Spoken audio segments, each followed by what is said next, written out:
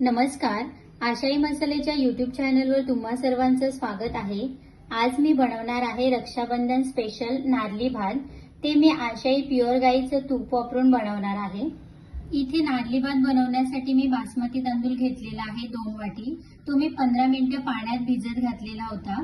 तुम्ही कोणतेही तांदूळ यूज केलं तरी सुद्धा चालेल। तांदळाचं वजनी प्रमाण 250 ग्रॅम आहे। सर्वात आधी आपण कुकरमध्ये भात शिजून घेऊया। इथे कुकरमध्ये मी 1 चम्मच तूप घातलेला आहे। आता यामध्ये घालायचं आहे 2 लवंग, दालचिनी आणि 1 वेलची। नंतर त्यामध्ये घालायचं आहे तांदूळ भिजवलेले। तांदूळ तुपामध्ये 1-2 मिनिटं परतून घ्यायचं आहे आणि नंतर त्यामध्ये घालायचं आहे 3 वाटी गरम पाणी। इथे मी 2 वाटी तांदूळ घेतलेले आहेत, त्याच वाटीच्या प्रमाणाने 3 वाटी पाणी घालायचं आहे। पाण्याला चांगली उकळी आली की झाकण लावून मीडियम गॅसवर आपण 2 शिट्या काढून घेणार आहोत।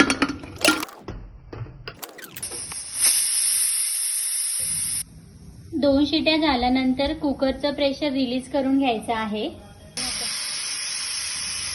भात आता आपण एका प्लेटमध्ये काढून घेणार आहोत।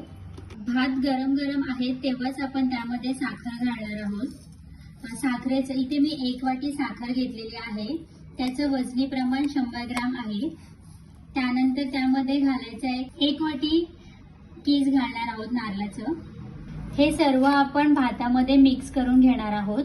आता यामध्ये घालणार आहे केशरचं दूध।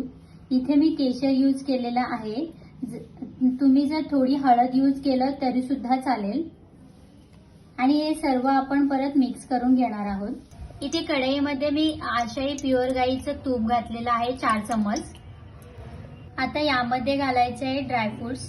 ते मी मीडियम आकाराचे कट करून घेतलेले आहेत।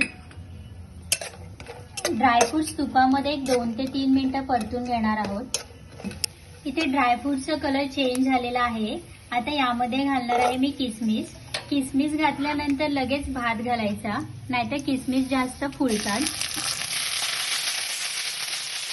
आता यावर झाकण ठेवून 1-2 मिनिटं वाफ काढून घेणार आहोत। आशाई प्युअर गाईचं तूप वापरून बनवलेलं रक्षाबंधन स्पेशल नारली भात तयार आहे। अशाच आपल्या नवनवीन व्हिडिओ पाहण्यासाठी आपल्या आशाई मसालेच्या यूट्यूब चॅनलला लाईक करा, शेअर करा आणि सबस्क्राईब करा। थँक्यू।